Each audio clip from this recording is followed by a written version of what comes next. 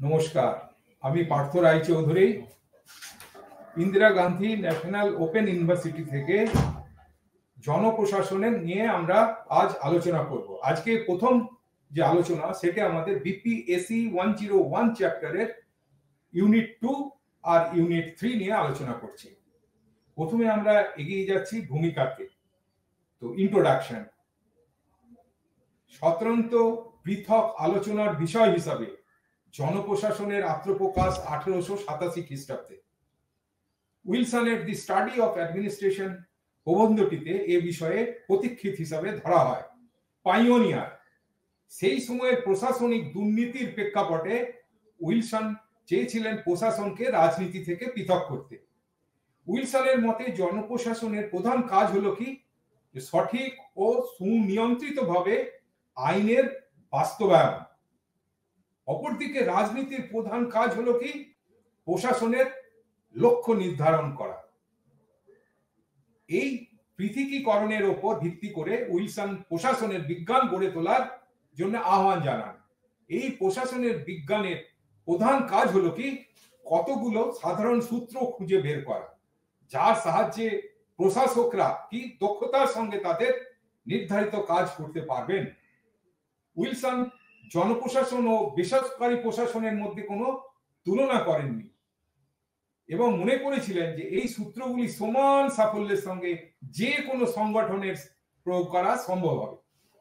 তো জনপ্রশাসনের যে ক্লাসিক্যাল পর্যায়, উইলসনের রাজনীতি থেকে প্রশাসনকে পৃথক করার আহ্বান, প্রশাসনের বিজ্ঞান গড়ে তোলার প্রয়াস এবং সব ধরনের সংগঠনে সাধারণ সূত্রের প্রয়োগ জনপ্রশাসনকে সার্বিকভাবে প্রভাবিত করেছিল। প্রশাসনিক কর্মকাণ্ড থেকে নীতি সংক্রান্ত বিষয়কে আলাদা করে দেওয়া এবং সাংগঠনিক দক্ষতা বাড়াবার জন্য বহু পদ্ধতির উদ্ভব হয়। এই সংক্রান্ত কয়েকটা তত্ত্ব আমরা এখানে আলোচনা করছি। প্রথম কি, যে বৈজ্ঞানিক ব্যবস্থাপনা, সায়েন্টিফিক ম্যানেজমেন্ট। জনপ্রশাসনের প্রথম পর্যায়ে সবচেয়ে উল্লেখযোগ্য গোষ্ঠী বা দৃষ্টিভঙ্গি হলো বৈজ্ঞানিক ব্যবস্থাপনা, সায়েন্টিফিক ম্যানেজমেন্ট। এই দৃষ্টিভঙ্গির জনক হিসাবে মার্কিন প্রযুক্তিবিদ ইঞ্জিনিয়ার ফ্রেডরিক টেলরকে আমরা স্বীকার করি। ফ্রেডরিক টেলর কোন সময়ের ইঞ্জিনিয়ার ছিলেন? উনি ছিলেন 1856 সালে ওনার জন্ম আর 1915 সালে ওনার মৃত্যু। তো এই সময়টাতে উনি এমন সব জিনিস আবিষ্কার করেছেন, উনি ওনার পেশাগতভাবে প্রযুক্তিবিদ হিসাবে সেগুলো উল্লেখযোগ্য। পেশাগতভাবে প্রযুক্তিবিদ হিসেবে টেলর শিল্পক্ষেত্রে দক্ষতা বাড়ানোর জন্য বৈজ্ঞানিক পদ্ধতি প্রয়োগের কথা বলেন। প্রথম উনি চিন্তা করেছিলেন এরকম ভাবে বৈজ্ঞানিক পদ্ধতি প্রয়োগ করে আমরা শিল্পক্ষেত্রে দক্ষতা বাড়াবো।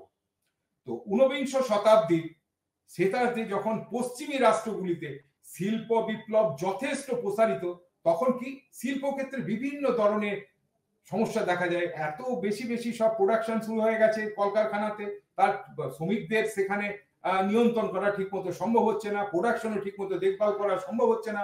কারখানাগুলোতে কাজের পরিবেশ, যন্ত্রপাতি, কাজের প্রক্রিয়া সবই বেসামাল লাগছিল। নির্দিষ্ট পরিকল্পনা, উপযুক্ত ব্যবস্থাপনা না থাকায় একদিকে শ্রমিকদের যেমন কাজে অদক্ষতা বাড়ছিল, অন্যদিকে সঞ্চালক বা পরিচালক মণ্ডলীর সদস্যরা সম্পূর্ণ নতুন ধরনের সমস্যার সম্মুখীন হচ্ছিলেন। এই পরিস্থিতিতে 1911 সালে টেলরের সেই বিখ্যাত বই প্রিন্সিপাল অফ সায়েন্টিফিক ম্যানেজমেন্ট প্রকাশিত হয়। সেই সময় টেলরের চিন্তাধারা শুধুমাত্র মার্কিন যুক্তরাষ্ট্রেই নয়, সারা বিশ্বে আলোড়ন সৃষ্টি করেছিল। এমনকি সেই সময় রাশিয়াতেও প্রিন্সিপাল অফ সায়েন্টিফিক ম্যানেজমেন্টের আন্দোলন প্রসারিত হয়েছিল। টেলরের এই যে তত্ত্ব, তার পরপর এটাকে উন্নত করেন কারা? গান্ট, গিলবার্ট, কেন্ডেল বৈজ্ঞানিক ব্যবস্থাপনার আলোচনাকে সমৃদ্ধ করেন। তো বৈজ্ঞানিক ব্যবস্থাপনার প্রধান লক্ষ্য ছিল শিল্পক্ষেত্রে সুসংবদ্ধ সুশৃঙ্খল ভাবে বৈজ্ঞানিক পদ্ধতি প্রয়োগ করে উৎপাদনের পরিমাণ বাড়ানো। এই দৃষ্টিভঙ্গি কি শ্রমিক ও মালিক উভয়ই উৎকর্ষ বৃদ্ধি করতে প্রয়াসী ছিল। এখানে এখানে এই দৃষ্টিভঙ্গি শ্রমিক মালিক উভয়ের উৎকর্ষ বৃদ্ধি করতে প্রয়াসী ছিল। একের সমৃদ্ধি যে অপরের অবনতি বোঝায় না, এই সত্যের প্রতি বৈজ্ঞানিক ব্যবস্থাপনা দৃষ্টি আকর্ষণ করেছিল। এই কারণেই প্রচলিত দৃষ্টিভঙ্গি থেকে বৈজ্ঞানিক ব্যবস্থাপনার দৃষ্টিভঙ্গি সম্পূর্ণ ভিন্ন ধরনের ছিল। সর্বস্তরে অদক্ষতার লক্ষণ দেখেছিলেন বলেই টেলর সার্বিক মানসিক বিপ্লব ঘটাতে চেয়েছিলেন, মেন্টাল রেভলিউশন। সর্বস্তরে অদক্ষতার লক্ষণ দেখেছিলেন বলেই টেলর মানসিক বিপ্লব ঘটাতে চেয়েছিলেন। টেলর চেয়েছিলেন যে শ্রমিক ও মালিক উভয় পক্ষই ব্যক্তিগত খেয়াল খুশি অনুযায়ী কাজ না করে পরীক্ষা নিরীক্ষা, তথ্য বিশ্লেষণ, সঠিক জ্ঞানের ভিত্তিতে কর্মপন্থা নির্ধারণ করবে। এই কারণে বৈজ্ঞানিক ব্যবস্থাপনায় দু ধরনের পদ্ধতি অবলম্বন করা হয়। প্রথমত বৈজ্ঞানিক ভিত্তিতে সময় ও গতির সমীক্ষা, যেটাকে আমরা বলছি টাইম এবং মোশন স্টাডি। এই স্টাডি করে কি করবে, প্রত্যেকটি কাজের জন্য একটি সর্বোত্তম কর্ম পদ্ধতি, one best way of doing jobs আবিষ্কার করা। দ্বিতীয়ত কি, মানবীয় অমানবীয় সম্পদের সঠিক ব্যবহার। অমানবীয় সম্পদের ক্ষেত্রে কি, কাঁচামাল, যন্ত্রপাতি প্রভৃতি সঠিক যাতে ব্যবহারের জন্য উপযুক্ত প্ল্যানিং করা হয়, পরিকল্পনা করা হয়। মানবীয় সম্পদের ক্ষেত্রে হিউম্যান রিসোর্সের জন্য বৈজ্ঞানিক ব্যবস্থাপনা শ্রমিক ও মালিকের মধ্যে পারস্পরিক সহযোগিতা স্থাপন করতে চায়। তো এখন আমরা এই যে হলো, তারপরে আমরা যাচ্ছি বৈজ্ঞানিক ব্যবস্থাপনার প্রধান প্রধান নীতিগুলো আমরা আলোচনা করছি। টেলরের আলোচনার প্রথম নীতি কি, প্রত্যেক কাজের জন্য একটা বৈজ্ঞানিক পদ্ধতির প্রয়োগ করার কথা। টেলরের মতে যে কোনো সংগঠনের কাজের পরিবেশকে বিজ্ঞানসম্মতভাবে যদি আমরা অনুসন্ধান করে একটি নির্দিষ্ট সময়ে সংগঠনের সামগ্রিক কাজের হিসাব করে প্রত্যেকের দৈনিক কাজের পরিমাণ বরাদ্দ করলে সংগঠন পরিকল্পনা মাফিক দক্ষতার সঙ্গে কাজ করতে পারবে।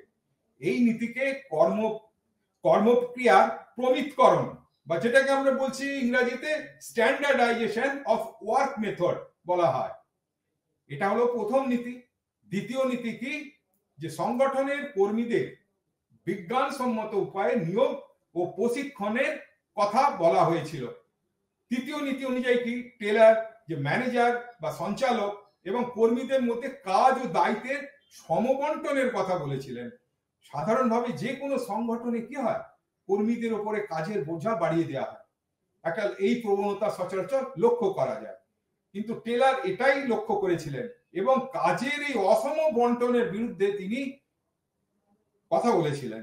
তার মতে কি, সঞ্চালকদের বা ম্যানেজারদের সংগঠনের ব্যবস্থাপনের দিকটি অর্থাৎ কাজের পরিকল্পনা, নিয়ন্ত্রণ, এসব দিক দেখা, আর কর্মচারীদের অন্যান্য কাজ।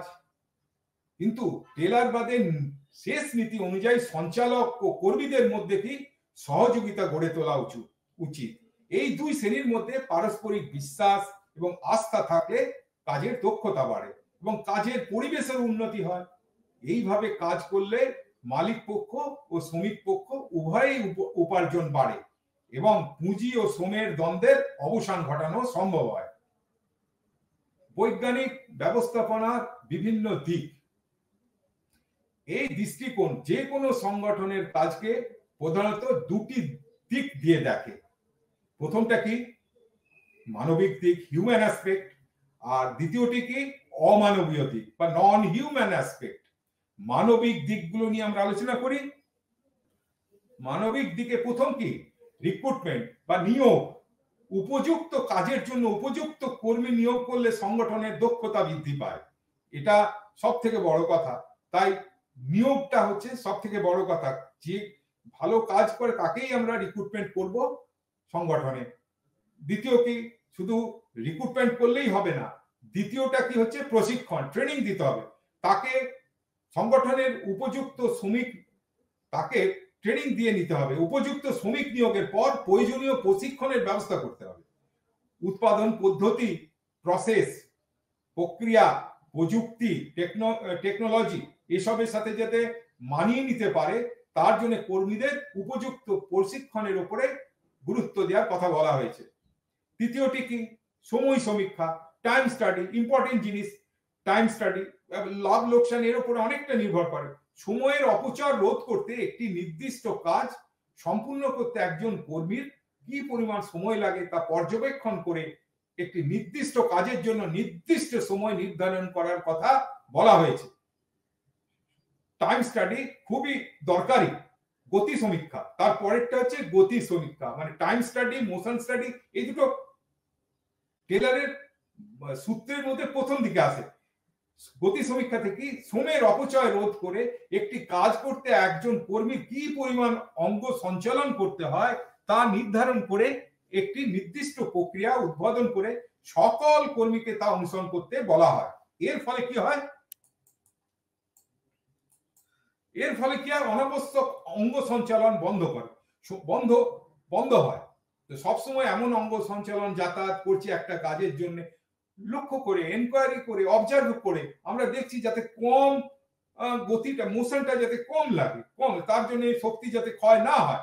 সময় সমীক্ষা আর গতি সমীক্ষার উদ্দেশ্য হলো এমন প্রক্রিয়ার উদ্ভাবন করা যাতে সর্বাধিক পরিমাণ কাজ ন্যূনতম সময়ে ও ন্যূনতম অঙ্গ সঞ্চালনে সম্পন্ন হয়।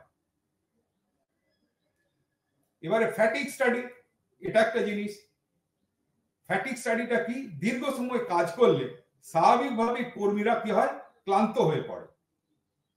ক্লান্তির দরুন কি হয়? উৎপাদনে মার খায়, উৎপাদনের পরিমাণ হ্রাস পায়, অ্যাক্সিডেন্ট বৃদ্ধি পায়, দুর্ঘটনা বৃদ্ধি পায়, মানসিক স্ট্রেস সৃষ্টি হয়।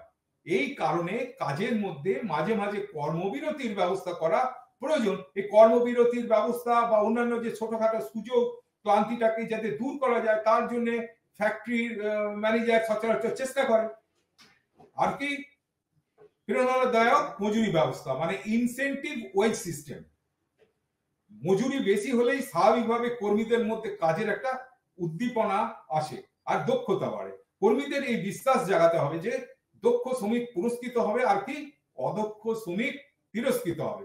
মজুরি নীতিতে ন্যায্য দিনের কাজের জন্য ন্যায্য মজুরির ব্যবস্থা থাকবে, যেটাকে আমরা বলছি a fair day's wage for a fair day's work। এবারে 7 নম্বর নীতিটাতে কি বলছে? মালিক ও শ্রমিকের সহযোগিতা, cooperation between labour and management. মালিক ও শ্রমিক পক্ষের মধ্যে সহযোগিতা, আস্থা, বিশ্বাস গড়ে তুলতে পারলে সংগঠনের দক্ষতা বৃদ্ধি পায়, এফিসিয়েন্সি বেড়ে যায়। এবং তাতে কি হয়? এফিসিয়েন্সি বাড়লে তার সংগঠনের লাভমুখী হয়, লোকসানের কোনো ব্যাপার আসে না। আর অমানবীয় দিক নিয়ে আমরা এখন আলোচনা করি। এগুলো তো সব আগে যেগুলো গেল মানবীয় দিক, এবারে অমানবীয় দিক কোনগুলো সেগুলো। প্রথম কথা আসছে যন্ত্রপাতি। সংগঠনের এফিসিয়েন্সি বৃদ্ধির জন্য নতুন নতুন যন্ত্রপাতি ব্যবহার করা দরকার। নতুন নতুন ব্যবহার মানে আজ করলাম আবার কালকে আবার নতুন, তা না। নতুন বলতে বোঝাচ্ছে নতুন প্রযুক্তির সাথে মিলিয়ে নতুন নতুন যন্ত্রপাতি ব্যবহার করা। একই সঙ্গে যন্ত্রপাতি ব্যবহার করলেই হবে না, তার রক্ষণাবেক্ষণ, মেনটেনেন্স, এই তাকে অয়েলিং করানো, তাকে মোবিল দিয়ে তাকে ঠিকমতো করা, পরিষ্কার করা, এসব গুলোও এসে যাচ্ছে যন্ত্রপাতি রক্ষণাবেক্ষণের জন্য। এই জিনিসটাও দেখতে বলেছেন মেশিনকে। আর একটা কি? কাঁচামাল, র মেটেরিয়াল। এটাই উৎপাদনের প্রধান জিনিস হচ্ছে র মেটেরিয়াল। এটাকেই কনভার্ট করে আমরা ফিনিশ গুড তৈরি করব। তো সেক্ষেত্রে উৎপাদনের গতি অব্যাহত রাখতে, মাঝখানে কোথাও যেন আটকে না যায়, তার জন্য উপযুক্ত পরিমাণ কাঁচামালের সরবরাহ প্রয়োজন বরাবর। এখানে তার স্টকিংও ঠিক মতো জায়গায় করতে হবে, স্টক রাখতে হবে। এখানে উপযুক্ত রক্ষণাবেক্ষণের প্রয়োজন থাকছে। 2 নম্বর গেল অমানবিক দিক। 3 নম্বর হলো কি?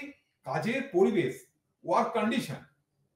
সংগঠনের আভ্যন্তরীণ কাজের পরিবেশ কি কর্মীদের উপর প্রভাব ফেলে সবসময়। ভেতরে একটা সংগঠনের ভেতরে কি ঘটছে, খারাপ ভালো যাই হোক, সংগঠনের আভ্যন্তরীণ কাজের পরিবেশ কর্মীদের উপরে প্রভাব ফেলে।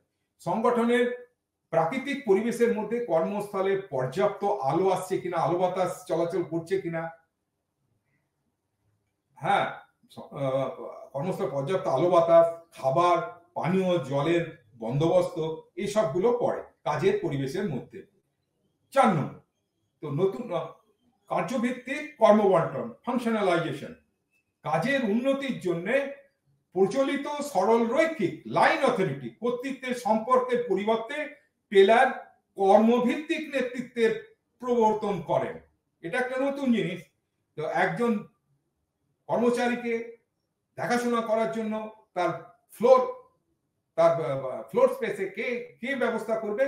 কেউ তার প্ল্যানিং বস ছিল, কেউ তার ছিল ডিসিপ্লিন বস, এরকম কোন রুট ক্লার্ক ছিল, বিভিন্ন রকম প্ল্যানিং স্টেজে ছিল, আবার এমনি ফ্লোর স্টেজেও ছিল। তার কাজকর্ম 8 জন মিলে, 4 জন করে দেখাশোনা করত। প্ল্যানিং স্টেজে 4 জন আর অন্যদিকে 4 জন, 8 জন।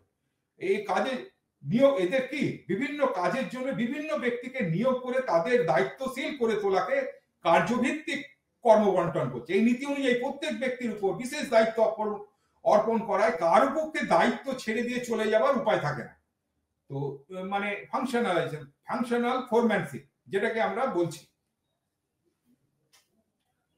তারপরে পরে পঞ্চম স্থানে কি আসছে? কেন্দ্রীয় পরিকল্পনা। বিভিন্ন বিভাগের মধ্যে সমন্বয় স্থাপনের জন্য, কোঅর্ডিনেশনের জন্য একটি কেন্দ্রীয় পরিকল্পনা বিভাগের কথা টেলর বলেছিলেন। এই বিভাগের পরিকল্পনা অনুযায়ী অন্যান্য সকল বিভাগ কাজ করবে। বিংশ শতাব্দীর প্রথম দিকে মার্কিন প্রশাসনে বৈজ্ঞানিক ব্যবস্থাপনার বিশেষ প্রভাব ছিল। শুধুমাত্র বেসরকারি সংগঠনই নয়, সরকারি প্রশাসনেও বৈজ্ঞানিক ব্যবস্থাপনায় যথেষ্ট প্রভাব ফেলেছিল। মানে দুপক্ষই, প্রাইভেট অ্যাডমিনিস্ট্রেশনে আবার পাবলিক অ্যাডমিনিস্ট্রেশন, দুপক্ষে বৈজ্ঞানিক ব্যবস্থাপনা, সায়েন্টিফিক ম্যানেজমেন্ট যথেষ্ট প্রভাব ফেলেছিল। এই জনপ্রিয়তা আর প্রভাব সত্ত্বেও বৈজ্ঞানিক ব্যবস্থাপনার তত্ত্ব যথেষ্ট সমালোচনার মুখেও পড়েছিল, তাদের ক্রিটিসাইজ হয়েছিলেন উনি। তো স্বাভাবিক ব্যাপার, যে কোনো কাজে ভালো খারাপ দুটো দিকই তাকে মানে ক্রিটিসাইজ মানে দেখা হয়। তো সেক্ষেত্রে ওনার বৈজ্ঞানিক ব্যবস্থাপনার তত্ত্ব যথেষ্ট সমালোচনার মুখে পড়েছিল। সেগুলো দেখি আমরা একে একে আমরা সেই সমালোচনাগুলো দেখবো, কোন জিনিসটা কিরকম ভাবে করলে কেমন হতে পারে সেটা দেখছি। তো প্রথমে আমরা কি মানবীয় দিক পড়লাম, তারপরে অমানবীয় দিক সম্পর্কে যে সমস্ত নীতিগুলো নেওয়া দরকার সেগুলো আমরা পড়লাম। তারপরে আমরা এখন যাব কি সেগুলো ক্রিটিসাইজ কি এসেছিল, সমালোচনা কি করা হয়েছিল, সায়েন্টিফিক ম্যানেজমেন্ট তত্ত্বকে কি সমালোচনা করা হয়েছিল সেটা এখন দেখার। প্রথমত কি, এই তত্ত্ব সাংগঠনিক দক্ষতাকে সম্পূর্ণ যান্ত্রিক দৃষ্টিকোণ থেকে দেখেছিল, যান্ত্রিক মেশিনিস্টিক ভিউতে দেখেছিল, মেকানিক্যাল ভিউ, মেশিনিস্টিক ভিউতে দেখেছিল। এই তত্ত্ব উৎপাদন দক্ষতা এবং ম্যানেজারদের সমস্যা নিয়ে যতটা সচেতন, মনে রাখতে হবে এই তত্ত্ব উৎপাদন কেবল প্রোডাক্টিভিটি, তাদের দক্ষতা, এফিসিয়েন্সি আর ম্যানেজারদের যে সমস্ত সমস্যা ছিল সেটাকে নিয়ে যতটা না সচেতন, কর্মীদের অনুভূতি, আবেগ, মানবিক সম্পর্ক নিয়ে তেমন ভাবে না। তাই তো বলছে যে এটা হচ্ছে মেকানিস্টিক ভিউ, এটা মেশিনিস্টিক ভিউ। প্রথমে এই টেলরের এই তত্ত্ব। আর দ্বিতীয়টি কি, ক্রিটিসিজম।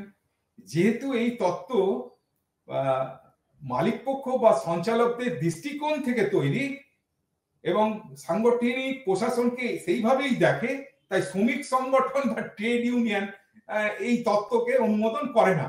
তারা এটাকে ক্যান্সেল করেছিল, বলছে না এটা ঠিক নয়, এটা ট্রেড ইউনিয়নের কোনো ট্রেড ইউনিয়নকে দরকারই হয় না, তাই ওদের নিয়ে আলোচনা করেনি, তাই তারা এটাকে অনুমোদন করে না ট্রেড ইউনিয়নরা, শ্রমিক সংগঠনরা। অধ্যাপক রবার্ট হোক্সি এই বিষয়টির উল্লেখ করে বলেন, কর্মীদের কাজের একঘেয়েমি, তাদের চাকরির অনিশ্চয়তা ইত্যাদি নিয়ে এই তত্ত্ব একদম ভাবে না। তৃতীয় ক্রিটিসিজমটা কি, তৃতীয়ত স্যাম লুইসিন এবং অলিভার সেলডন কর্মীদের মানবিক সম্পর্কের উপরে গুরুত্ব দেন। এরা মনে করে যে একটি সংগঠনে কর্মীরা শুধুমাত্র পারিশ্রমিক নিয়েই ভাবে না, তারা তাদের সম্মান, আত্মমর্যাদা, সুযোগ, ন্যায় ইত্যাদি নিয়েও সমান সচেতন। শুধুমাত্র পারিশ্রমিক বাড়িয়ে দক্ষতা বাড়ানো সম্ভব নয়।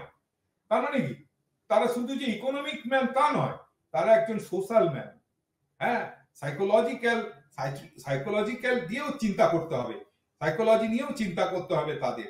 তাই চতুর্থ ক্রিটিসাইজ কি করেছে চতুর্থ, তো এই ব্যবস্থাপনার মাধ্যমে সাফল্য আনতে গেলে আধুনিক যন্ত্র অবিরাম গবেষণা চালাতে হবে, বিশেষজ্ঞ নিয়োগ ইত্যাদি প্রয়োজন। আবার এর জন্য প্রয়োজন কি প্রচুর প্রচুর অর্থ। এসব কাজ করতে গেলে আধুনিক যন্ত্র, অবিরাম গবেষণা, বিশেষজ্ঞ নিয়োগ, এসব করতে গেলে প্রচুর প্রচুর টাকার দরকার, অর্থের দরকার, যা ছোট সংস্থার পক্ষে জোগাড় করা একদম সম্ভব নয়। তাই বৈজ্ঞানিক ব্যবস্থাপনের ম্যানেজমেন্টের সমর্থকরা বলেন যে সময় ও গতি সমীক্ষার মাধ্যমে মান নির্ধারিত হবে এবং প্রকৃত কাজ সম্পাদন মান অপেক্ষা বেশি হলে কর্মী পুরস্কৃত হবে, কম হলে শাস্তি পাবে। কিন্তু মান নির্ধারণের ভিত্তি কি হবে তা বিজ্ঞান নির্ধারণ করতে পারে না। মেন প্রবলেমটা হচ্ছে এখানে। তো ঠিক আছে, বৈজ্ঞানিক ব্যবস্থাপনা সমর্থকরা যে বলছে যে গতি আর সময় এসব সমীক্ষা করে মান নির্ধারণ করতে হবে, আর প্রকৃত কাজ সম্পাদনের মান অপেক্ষা যদি বেশি হয়, যে কর্মচারী যে কাজ করছে তা যদি বেশি হয় তাহলে সেই কর্মীকে পুরস্কৃত করবে, আর কম হলে তাকে শাস্তি পেতে হবে। কিন্তু ব্যাপার হচ্ছে যে স্ট্যান্ডার্ড দেখার যে জিনিসটা, যে মান নির্ধারণ, তার ভিত্তিটা কি হবে তা কিন্তু বিজ্ঞান নির্ধারণ করতে পারে না। এই হলো আমাদের প্রথম আজকে ইউনিট 2 এর সায়েন্টিফিক ম্যানেজমেন্ট নিয়ে আলোচনা। পরের তত্ত্বটি আমরা যাচ্ছি, এটাও ক্লাসিক্যাল তত্ত্ব, ধ্রুপদী ক্লাসিক্যাল থিওরি অফ ম্যানেজমেন্ট, এটাতে আমরা যাই। এটাও খুব প্রচলিত তত্ত্ব, এর উপরে নির্ভর করে সবকিছু চলছে। তবে একটা জিনিস, এই আমরা প্রথমে ধ্রুপদী ব্যবস্থাপনা তত্ত্ব ক্লাসিক্যাল থিওরি অফ ম্যানেজমেন্ট কখন এসেছিল? বিংশ শতাব্দীর প্রথমার্ধে। জনপ্রশাসনের আরেকটি উল্লেখযোগ্য তত্ত্ব হলো ধ্রুপদী ক্লাসিক্যাল ম্যানেজমেন্ট থিওরি। মার্চ ও সাইমন এই তত্ত্বকে প্রশাসনিক ব্যবস্থাপনার তত্ত্ব বলেছেন, অ্যাডমিনিস্ট্রেটিভ ম্যানেজমেন্ট থিওরি। এই তত্ত্বের উল্লেখযোগ্য প্রবক্তারা হলেন কে? Henri Fayol, Luther Gulick, Lyndall Urwick, James Mooney, Alan Reiley, Mary Parker Follett প্রমুখ। এই তত্ত্ব সব ধরনের সংগঠনের প্রযোজ্য, কতগুলি বিশ্বজনীন নীতির উপর গুরুত্ব দেয়।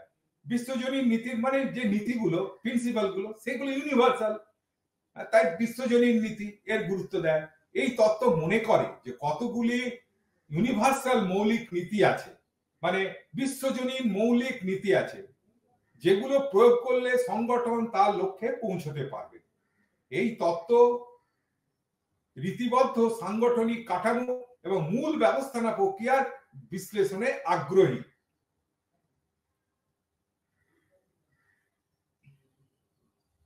এই তত্ত্বের প্রতীক্ষিত হলেন ফরাসি প্রযুক্তিবিদ হেনরি ফয়েল। 1841 সালে উনি জন্মেছিলেন, 1925 সালে মারা গেছিলেন। ফিয়লের মতে কি, যে কোনো ধরনের মানব কর্মে ব্যবস্থাপনা ম্যানেজমেন্ট একটি গুরুত্বপূর্ণ দিক। ফিয়ল মনে করেন যে একটি মাত্র প্রশাসনিক বিজ্ঞান আছে যেটা কি সরকারি, ধর্মীয়, শিল্পক্ষেত্র, যে কোনো সংগঠনে প্রয়োগ করা যায়। এই প্রশাসন বিজ্ঞান অধ্যয়ন করা সম্ভব এবং তার সেই সুবিখ্যাত বই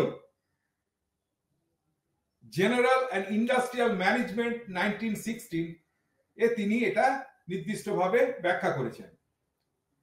তবে এই বইটি ফরাসি ভাষায় হয়েছিল, তবে এটা আমাদের ইংরেজি কনভার্সন করে তার মিনিং দেখানো হয়েছে, জেনারেল অ্যান্ড ইন্ডাস্ট্রিয়াল ম্যানেজমেন্ট 1960। ফিয়লের মতে কি, প্রশাসনের প্রাথমিক কাজগুলো কি, উনি 5টা জিনিসের কথা বলেছেন। পিওডিসিসি, প্রথমটা কি, পরিকল্পনা করা মানে প্ল্যানিং। দ্বিতীয়টা কি, জনসম্পদ, উৎপাদন, উপকরণ, সংগঠিত করা, এক জায়গায় করা, অর্গানাইজিং। জনসম্পদ আর উৎপাদন উপকরণ যে সমস্ত আছে সেইগুলোকে অর্গানাইজ করা। প্রথমটা প্ল্যানিং, পরেরটা অর্গানাইজিং, তৃতীয়টি হলো অধস্তন কর্মীদের কাজ সম্পর্কে উপযুক্ত নির্দেশ দেওয়া, ডাইরেক্টিং। আর কি 4 নম্বর, সমন্বয় সাধন, কোঅর্ডিনেটিং হলো সমন্বয় সাধন করা, এই সব কিছু নিয়ে। আর পঞ্চম স্থান কি নিয়ন্ত্রণ, কন্ট্রোল করা, সবকিছু হিসেবে রাখা, কেমন হলো দেখা, লক্ষ্য করা এবং ওর থেকে ফিডব্যাক নিয়ে ভবিষ্যতে কেমন ভাবে করা যায় সংগঠনের কাজকর্ম, সেটাকে বলছে নিয়ন্ত্রণ করা, কন্ট্রোলিং। তো পরিকল্পনা ফেওয়ালের মতে প্রশাসনের প্রাথমিক কাজ হলো কি PODCC, পরিকল্পনা করা, জনসম্পদ ও উৎপাদন উপকরণ সংগঠিত করা, অধস্তন কর্মচারীদের কাজ সম্পর্কে উপযুক্ত নির্দেশ দেওয়া, সমন্বয় সাধন করা এবং কন্ট্রোল করা, নিয়ন্ত্রণ করা। ব্যবস্থাপনার সাফল্যের জন্য ফেওয়াল কি করেছিলেন? ব্যবস্থাপনার সাফল্যের জন্য ফেওয়াল 14টি নীতির উল্লেখ করেন। সেগুলো কি? সমবিভাজন ও বিশেষীকরণ। প্রথমটা হচ্ছে কি 14টির মধ্যে প্রথমটি হলো division of work and specialization, যেটাকে আমরা বলছি শ্রম বিভাজন এবং বিশেষীকরণ। দ্বিতীয়টি কি কর্তৃত্ব দায়িত্ব, অথরিটি অ্যান্ড রেসপন্সিবিলিটি। কর্তৃত্ব দায়িত্ব কিন্তু পরস্পরের সম্পর্কযুক্ত, এক অপরের পরিপূরক। যে ব্যক্তির যতখানি কর্তৃত্ব থাকবে তার দায়িত্ব ততখানি হবে। মানেটা কি? উপযুক্ত কর্তৃত্বের অভাবে সুষ্ঠুভাবে যেমন দায়িত্ব পালন করা যায় না, সেরকম দায়িত্বহীন কর্তৃত্ব মানুষকে স্বৈরাচারী করে তোলে। কারণ আমার কেবল দায়িত্বই থাকবে, সাথে সাথে আমার সমপরিমাণ কিন্তু কর্তৃত্বও থাকবে। কর্তৃত্ব আছে কিন্তু দায়িত্ব নেই, সেরকম হয় না। সেটা হলে কি আমাকে স্বৈরাচারী করে ফেলবে আমাকে। তাই কর্তৃত্ব এবং দায়িত্ব পালন সমানুপাতিক, সেই রকম দায়িত্ব এমন থাকবে, দুটোই থাকবে। তো এটা 2 নম্বর চলে গেল আমাদের। তারপরে 3 নম্বর কি ফেওয়ালের শৃঙ্খলা পরায়ণতা, যেটা ইংরেজিতে বলছি ডিসিপ্লিন। শৃঙ্খলা বলতে বোঝায় আদেশ মান্য, শৃঙ্খলা বলতে বোঝায় আদেশ মান্য করা, ঊর্ধ্বতন অধিকারিকদের সম্মান দেখানো, মনোযোগ সহকারে কাজ করা ইত্যাদি। যে কোনো সংগঠনে শৃঙ্খলা ভীষণভাবে প্রয়োজন। বিশৃঙ্খলা দেখালে সংগঠনের উৎপাদনে মার খায়। তো শৃঙ্খলা পরায়ণতা বলতে এই যে কি দেখানো, আদেশকে মান্য করা, ওপরের যে আদেশ আমাকে দিয়েছে আমি সেটা মানবো। আমার যদি সে ঊর্ধ্বতন আধিকারিক হয় তাকে আমি সম্মান দেখাবো, মনোযোগ সহকারে কাজ করব। এসব হচ্ছে ডিসিপ্লিনের নমুনা। এবারে ইউনিটি অফ কমান্ড বা যেটাকে বলছি আদেশের ঐক্য, 4 নম্বর। এই নীতি অনুযায়ী একজন কর্মী শুধুমাত্র একজন ঊর্ধ্বতন ব্যক্তির কাছ থেকে নির্দেশ পাবেন। একজন ব্যক্তি বিভিন্ন জনের কাছ থেকে নির্দেশ পেলে কাজ করতে অসুবিধা হবে, বিশৃঙ্খলা বাড়বে, দক্ষতা কমবে। তার মানে আমি একজনের আদেশ মানবো, সে অনুযায়ী কাজ করব। যদি আমাকে 3-4 জন মিলে আমাকে আদেশ দেয়, তাহলে আমি কার আদেশ, কোনটা আগে কোনটা পরে, কার করব না, এসব নিয়ে আমি দ্বন্দ্বে পড়বো। তাই জন্য চাইছে কি আদেশের ঐক্য, ইউনিটি অফ কমান্ড। কিন্তু আমরা একটু আগে পড়ে এলাম যে টেলর কিন্তু চেয়েছিলেন ফাংশনাল ফোরম্যানশিপ, যে নীতি নিয়ে উনি 8 জন ফোরম্যান ঠিক করেছিলেন কর্মচারীদের চালাতে। তার মানে কি সেখানে 8 জনের আদেশ শুনে কাজ হবে। কিন্তু এক্ষেত্রে বলছে ইউনিটি অফ কমান্ড, একজনকে নিয়ে আমরা যাব। তাই এই দুজনের মধ্যে কিন্তু এই দুজনের নীতি কিন্তু এই ব্যাপারে বিরোধী। এই নীতিটা দুজনের মধ্যে বিরোধ সৃষ্টি করে, টেলরের আর ফেওয়ালের। এই ইউনিটি অফ কমান্ড এটা। আর নিয়ন্ত্রণের ঐক্য 5 নম্বরটা হচ্ছে কি ইউনিটি অফ ডিরেকশন। একটি বিভাগ ও শাখার কাজের জন্য একটি কর্তৃপক্ষে একটি পরিকল্পনা থাকবে। মানে আমাকে একটা সময় একজন কর্তৃপক্ষ এবং একটি পরিকল্পনা নিয়েই আমি ব্যস্ত থাকবো, কাজ করতে পারবো। যদি কর্তৃপক্ষ পরিকল্পনা মানে আমার অনেক কটা করে হয়, তাহলে আমি ঠিক মতো করতে পারবো না কাজ, আমার কাজকর্ম ব্যাহত হবে। এর জন্য সর্বোচ্চ স্তরের নিয়ন্ত্রণ ও সমন্বয় প্রয়োজন। 6 নম্বর পয়েন্টে আসছে আমার, সামগ্রিক স্বার্থের কাছে ব্যক্তি স্বার্থকে নতি স্বীকার করতেই হবে, কারণ প্রশাসন সকল ব্যক্তির জন্য, একজনের জন্য নয়। তাই ব্যক্তি স্বার্থের ঊর্ধ্বে থাকছে সামগ্রিক স্বার্থ। এবারে পারিশ্রমিক কি হবে? পারিশ্রমিকে রেমুনারেশন, পারিশ্রমিক যে পরিমাণ কাজ করা হবে তার ভিত্তিতে একজন কর্মী ন্যায্য, উপযুক্ত, সন্তোষজনক পারিশ্রমিক পাবে। এই নয় কম পারিশ্রমিক দিয়ে আমি বেশি কাজ করিয়ে নেবো বা ভালো কাজ করবে, তা হতে পারে না।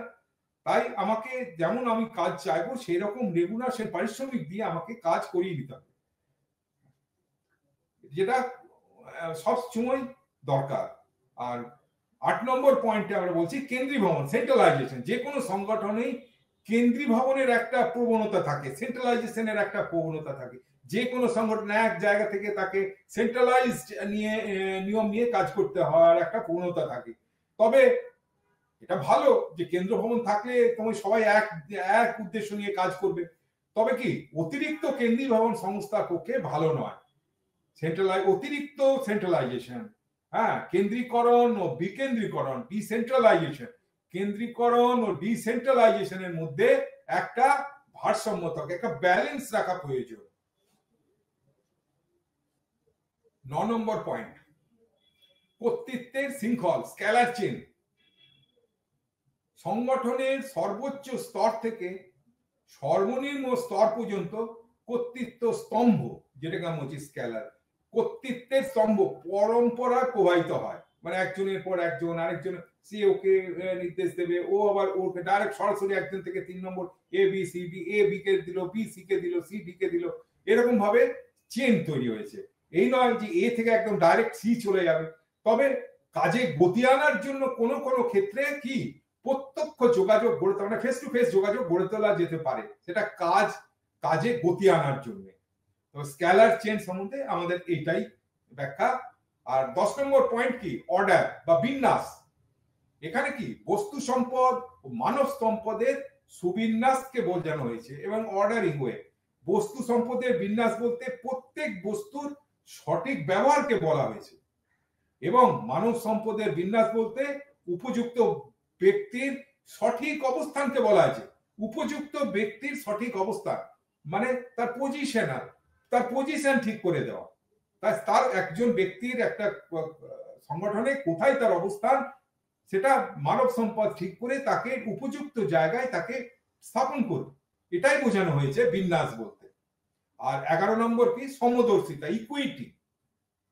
সমদর্শিতা বা ইকুইটি, সমদর্শিতাকে ন্যায়ের চেয়েও বৃহত্তর ধারণা বলে গণ্য করা হয়। কারণ কি, সমদর্শিতা হলো দয়া ন্যায় নীতির সংমিশ্রণ, দুটো মিক্সচার, দয়া ন্যায় নীতির মিশ্রণ সমদর্শিতা বা ইকুইটি। সমদর্শিতা প্রয়োগ করতে গেলে স্বচ্ছ মুক্ত চিন্তা, অভিজ্ঞতা ও অভিনিবেশ প্রয়োজন, খুব ইম্পর্টেন্ট। 12 নম্বর পয়েন্ট কি, চাকুরির স্থায়িত্ব, স্ট্যাবিলিটি অফ টেনিওর। একজন কর্মী যাতে দক্ষতার সঙ্গে কাজ করতে পারে সেই কারণে তার চাকুরির কি স্থায়িত্ব প্রয়োজন, তাই তো? কারণ একজন আমি জানি না আমি কবে আমাকে চাকরি থেকে বিচ্যুত করবে, হাঁটিয়ে দেবে, তো তার পিঙ্ক মানে আমাকে কবে আমাকে সরিয়ে ফেলবে কোম্পানি, তো সেটা জানি না। আমি কাজে মন বসাতে পারছি না, ঠিক মতো কাজ আমি করতে পারছি না। আমার প্ল্যান আছে এরকম ভাবে কোম্পানির কাজ করে যাবো, এগিয়ে নিয়ে যাবো, কিন্তু আমাকে একটা স্বচ্ছ ধারণা দেয়নি আমি কত বছর চাকরি করতে পারবো বা কদিন চাকরি করতে পারবো। এই চাকুরির স্থায়িত্ব কিন্তু একটা ইম্পর্টেন্ট জিনিস, যেটা ফিয়াল রক্ষা করেছিলেন এবং তিনি তার নীতির মধ্যে এই জিনিসটিকে নিয়ে এসেছিলেন, চাকুরির স্থায়িত্ব, স্ট্যাবিলিটি অফ টেনিয়ার।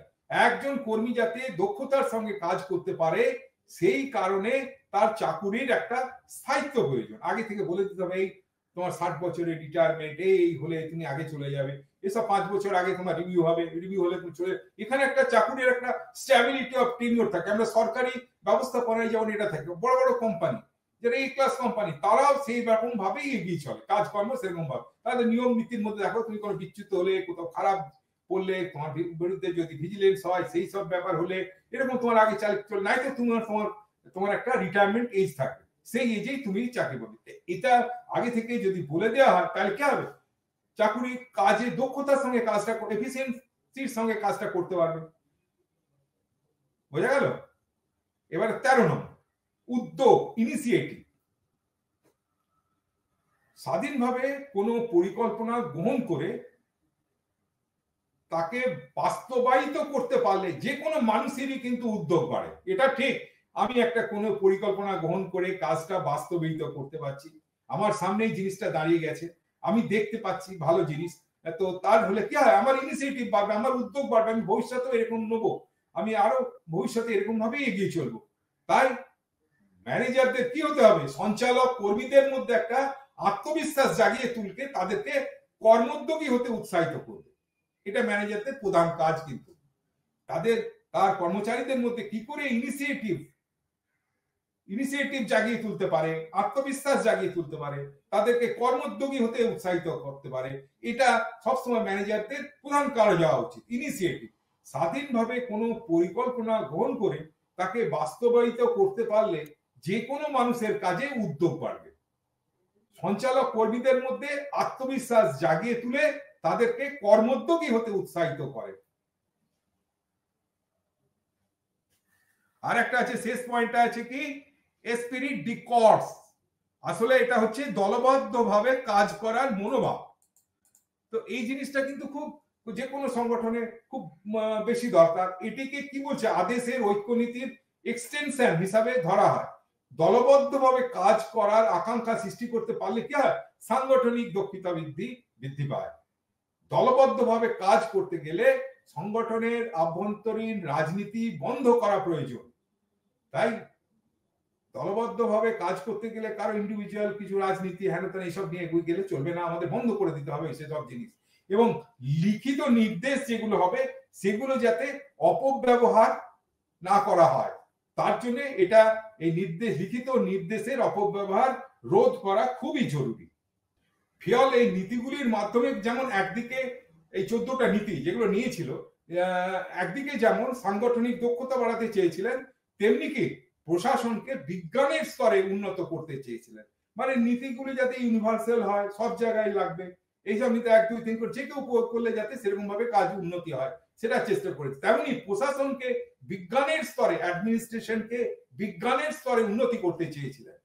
তবে এই নীতিগুলি প্রয়োগের ক্ষেত্রে তিনি কিন্তু নমনীয়তার প্রয়োজনকেও স্বীকার করেছিলেন। এটা নেই যে সব সময় একইভাবে চলবো, কিছু কিছু জায়গায় আমাকে নমনীয়তা দেখাতে হবে। যেহেতু মানুষকে নিয়ে কাজ, কর্মচারীদের নিয়ে কাজ, তবে আমাদের সেরকম ভাবে আমাদের নমনীয়তা প্রয়োজন।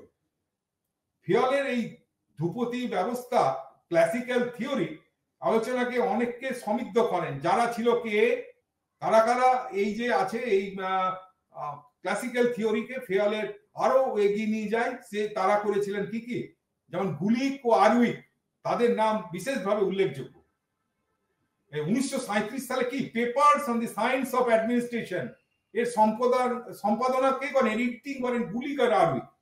তারা ফিয়লের মতো মনে করেন যে প্রশাসনও একটি বিজ্ঞান, এটাই মেন কথা, অ্যাডমিনিস্ট্রেশনও একটা সায়েন্স, এবং প্রশাসনের কতগুলো নীতি বার করা সম্ভব যেগুলো সর্বত্র প্রয়োগ করা যায়।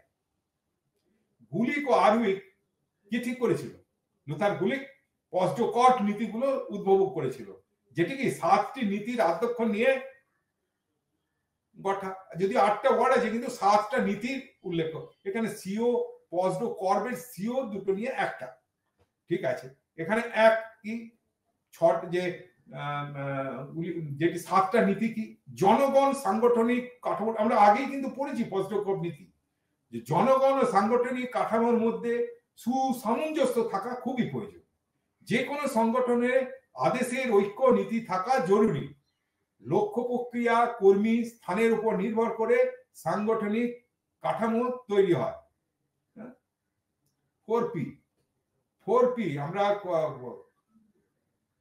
যে সমস্ত অর্গানাইজেশন করি 4P প্রসেসে আমরা তৈরি করি।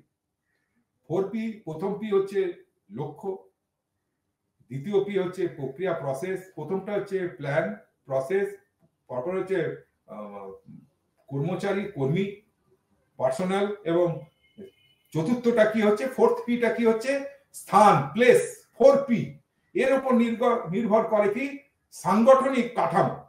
4P কে বলেছিল, লুথার গুলিক আরউইক। লুথার গুলিক, যে কোনো সংগঠনে চতুর্থ কি, যে কোনো সংগঠনে নিয়ন্ত্রণের পরিধি সঠিকভাবে গঠন করা উচিত। আর পরেরটা কি, সংগঠনের মুখ্য প্রশাসকের কাছে চূড়ান্ত ক্ষমতা কর্তৃত্ব থাকা প্রয়োজন। সংক্ষেপে আমরা এই যে পস্টডক নীতিগুলো নিয়ে, পস্টডক আর যে সমস্ত নীতি উদ্ভাবন হয়েছে সেগুলোকে আমরা এই সংক্ষেপে 5টি সূত্র আকারে বললাম। এবারে গুলিক আরউইক ছাড়া ক্লাসিক্যাল অ্যাডমিনিস্ট্রেশন থিওরিতে আর কারা কারা আছেন? জেমস মুনি, অ্যালান রেলি, এদের অবদান গুরুত্বপূর্ণ। এই দুজন কিন্তু জেএল মোটর কোম্পানিতে উচ্চ পদে আসীন ছিলেন এরা, মুনি আর রেলি। তাদের বইয়ের নাম হচ্ছে কি অনওয়ার্ড ইন্ডাস্ট্রি, 1931 সালে বইটা পাবলিশ হয়।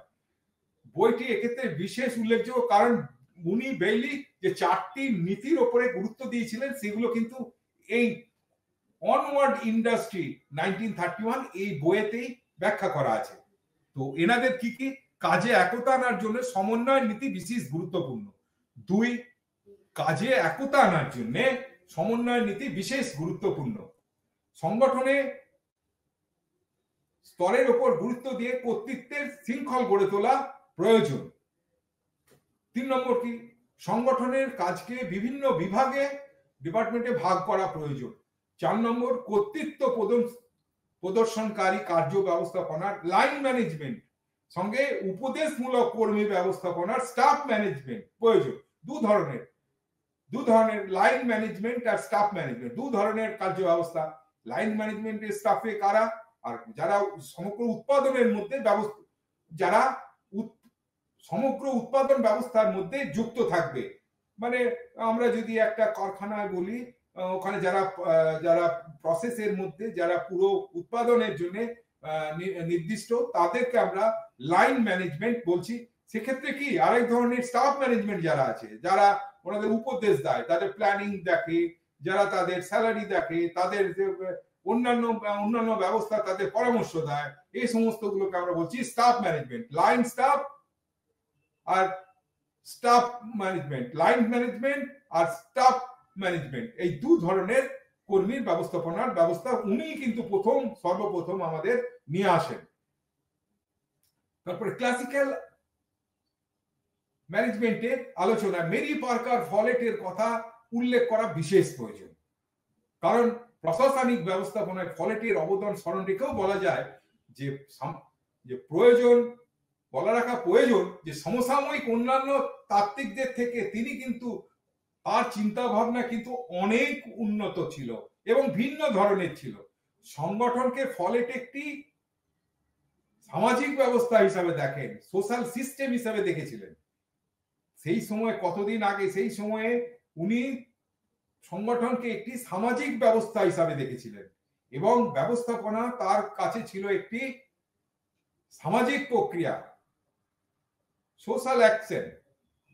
তাহলে তার রচনায় ব্যবস্থাপনায় মনস্তাত্ত্বিক আর সামাজিক দিকগুলো গুরুত্ব পেয়েছিল, যেগুলো আগে যে সমস্ত আমাদের চিন্তাবিদরা ছিলেন তাদের লেখনীর মধ্যে কিন্তু এগুলো আসেনি।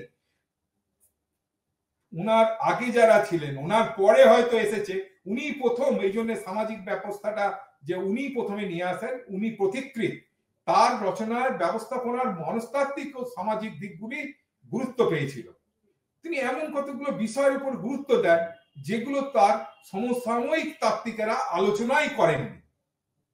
সংগঠনের অনুভূমিক সমন্বয়, কর্তৃত্বের প্রকৃতি, প্রশাসনিক পরিবর্তন, সংগঠনের সঙ্গে একজন ব্যক্তির একাত্মতা, এগুলোর উপর ফলেট অনেক গুরুত্ব দিয়েছিলেন। বস্তুত ফলেট মেও এবং বার্নার্ডকে প্রশাসনের আচরণবাদী তত্ত্বের পূর্বসূরি হিসাবে গণ্য করেন।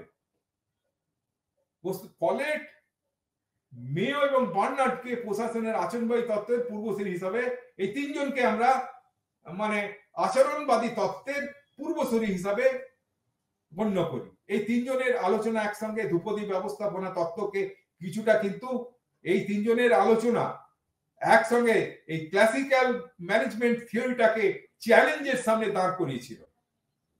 ধ্রুপদী ব্যবস্থাপনার তত্ত্বের কর্তৃত্বের শৃঙ্খল, কেন্দ্রীকরণ, সমন্বয়ের নীতির বিরোধিতা করে ফলেট বলেন যে কর্তৃত্ব চূড়ান্তও নয়, আবার হস্তান্তর যোগ্যও নয়। কর্তৃত্ব প্লুরালিস্টিক, মানে বহুত্বমূলক, অর্থাৎ সংগঠনের বিভিন্ন স্তরে কর্তৃত্বের অবস্থান পুঞ্জীভূত কিউমুলেটিভ, অর্থাৎ কর্তৃত্ব শুরু হয় নিচের দিক থেকে। ফলেট আরো বলেন পরিস্থিতির দাবি অনুযায়ী কর্তৃত্ব প্রয়োগ করা হয়ে থাকে। ব্যক্তির নিজস্ব ইচ্ছা অনুযায়ী কর্তৃত্ব ব্যবহৃত হয় না। কর্তৃত্বকে আদেশের দৃষ্টিকোণ থেকে ফলেট কিন্তু দেখেননি। কর্তৃত্বের ওপর নির্ভর করে সিদ্ধান্ত গ্রহণ করা হয় না।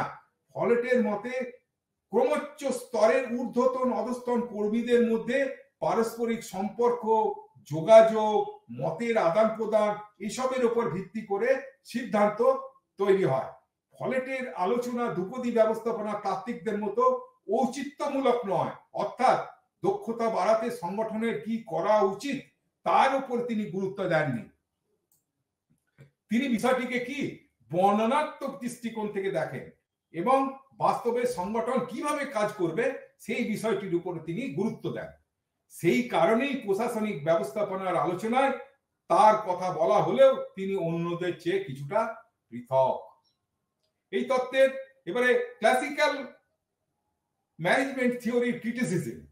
ধ্রুপদী ব্যবস্থাপনা তত্ত্ব জনপ্রশাসনের অত্যন্ত প্রভাবশালী তত্ত্ব হলেও সমালোচনার ঊর্ধ্বে নয়। কারণগুলো কি? প্রথমত বলা হয় যে এই তত্ত্ব ব্যবহারিক জীবনে তেমন কার্যকরী নয়। কার্যবিভাগ ও বিশেষীকরণের কথা বলা হলেও কিভাবে সংগঠনের কাজকে বিভাজিত করা হবে তার কোনো নির্দেশ এই তত্ত্বে নেই। দ্বিতীয়ত কি? ধ্রুপদী তত্ত্বের নীতিগুলোকে অনুসরণ করা যায় না এবং অনেক সময় তা পরস্পর বিরোধী। হারমার্ট সাইমন সেই কারণে নীতিগুলোকে উপহাস করে প্রবাদ বাক্য বলে বর্ণনা করেছেন, প্রভাব বলে বর্ণনা করেছেন। আমি সাইমনের সেই কথাগুলো আমি তার ইংরেজি অর্থেই ব্যবহার করছি, ইংরেজি হিসাবেই পড়ে দেখাচ্ছি। হ্যাঁ, কি বলছেন উনি? It is a fatal defect of the current principles of administration that, like proverbs, they occur in pairs. For almost every principle, one can find an equal, plausible, and acceptable contradictory principle. Although the two principles of the pair lead to exactly opposite organizational recommendations, there is nothing in the theory to indicate which is the proper one to apply. তাহলে বোঝা গেল প্রভাব হিসাবে উনি বলেছিলেন criticise করে। তৃতীয় কি? আচরণবাদী তাত্ত্বিকেরা। আর চতুর্থ কি? Peter self. তিনি মনে করেন কি রাজনৈতিক প্রেক্ষাপটে তত্ত্ব আলোচিত হয়নি। রাজনৈতিক প্রেক্ষাপট থেকে সম্পূর্ণ বিচ্ছিন্ন হয়ে প্রশাসনিক ব্যবস্থা আলোচনা করা যায় না। একই ধরনের বক্তব্যকে ভিনসেন্ট ওস্ট্রমের আলোচনাতেও পাওয়া যায়। ভিনসেন্ট ওস্ট্রমকে যিনি জনপছন্দের নীতি চালু করেছিলেন, তিনিও মনে করেন উইলসনের রাজনীতি প্রশাসন বিভাজনকে অনুসরণ করে ধ্রুপদী ব্যবস্থাপনার তাত্ত্বিকেরা জনপ্রশাসনের গণতান্ত্রিক স্বরূপ উপলব্ধি করতে ব্যর্থ হয়েছিলেন। তাহলে ছোট্ট করে মোটামুটি আমরা শেষ করলাম। তার আগে আমরা আরেকবার দেখে নিই মানে ক্লাসিক্যাল থিওরি অফ ম্যানেজমেন্টের প্রধান 14টি নীতি আরেকবার আমরা দেখে নিচ্ছি। হ্যাঁ, প্রথমটা কি? ডিভিশন অফ ওয়ার্ক এবং স্পেশালাইজেশন, সমবিভাজন ও বিশেষীকরণ। যে কোনো ক্ষেত্রেই বিশেষীকরণ কাজের দক্ষতা বৃদ্ধি করে। দ্বিতীয়টা কি? কর্তৃত্ব ও দায়িত্ব, অথরিটি অ্যান্ড রেসপন্স। কর্তৃত্ব ও দায়িত্ব পরস্পরের সম্পর্কযুক্ত এবং একে অপরের পরিপূরক। যে ব্যক্তি যতখানি কর্তৃত্ব থাকবে তার দায়িত্ব ততখানি হবে। উপযুক্ত কর্তৃত্বের অভাবে সুষ্ঠুভাবে যেমন দায়িত্ব পালন করা যায় না, সেরকম দায়িত্বহীন কর্তৃত্ব মানুষকে স্বেচ্ছাচারী করে তোলে। শৃঙ্খলা পড়া, ডিসিপ্লিন। মনে করা উচিত যে শৃঙ্খলা বলতে বোঝায় আদেশ মান্য করা, ঊর্ধ্বতন অধিকারীদের সম্মান দেখানো, মনোযোগ সহকারে কাজ করা। যে কোনো সংগঠনের শৃঙ্খলা ভীষণভাবে প্রয়োজন। আদেশের ইউনিটি অফ কমান্ড, এই নীতি অনুযায়ী একজন কর্মী শুধুমাত্র একজন ঊর্ধ্বতন ব্যক্তির কাছ থেকে নির্দেশ পাবেন। একজন ব্যক্তি বিভিন্ন জনের কাছ থেকে নির্দেশ পেলে কাজ করতে অসুবিধা হবে, বিশৃঙ্খলা বাড়বে, দক্ষতা কমবে। এই নীতি টেলরের কার্যভিত্তিক কর্মবন্টন নীতির বিরোধী, ফাংশনাল ফোরম্যানশিপের বিরোধী।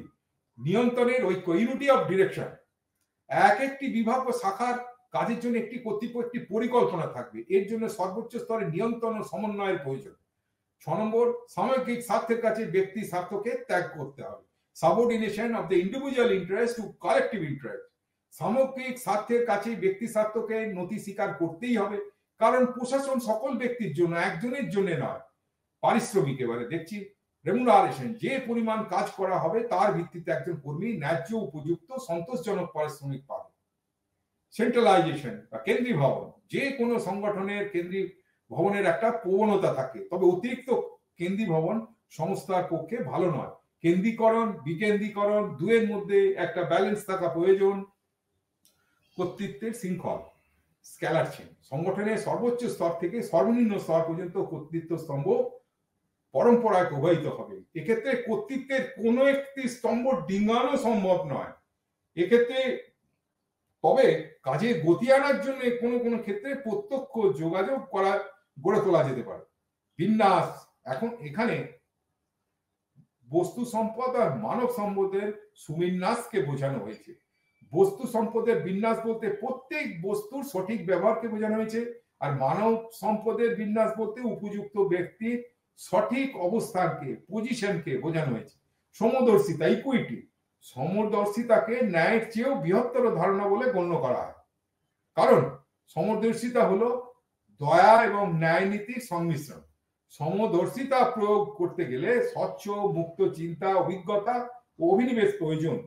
স্ট্যাবিলিটি অফ টেনিওর, চাকুরির স্থায়িত্ব, একজন কর্মী যাতে দক্ষতার সঙ্গে কাজ করতে পারে সেই কারণে তার চাকুরির স্থায়িত্ব প্রয়োজন। উদ্যোগ, স্বাধীনভাবে কোনো পরিকল্পনা গ্রহণ করে তাকে বাস্তবায়িত করতে পারলে যে কোনো মানুষের কাজে উদ্যোগ বাড়বে। সঞ্চালক মানে ম্যানেজার কর্মীদের মধ্যে এই আত্মবিশ্বাসই জাগিয়ে তোলে, নিয়ে তাদেরকে কর্মোদ্যোগী হতে উৎসাহিত করে। আর 14 নম্বর এবং শেষ কি, দলবদ্ধভাবে কাজ করার মনোভাব। এটা কি জিনিস? এটি আদেশের ঐক্যনীতির প্রসারণ হিসেবে গণ্য করা হয়। দলবদ্ধভাবে কাজ করার আকাঙ্ক্ষা সৃষ্টি করতে পারলে সাংগঠনিক দক্ষতা বৃদ্ধি পায়।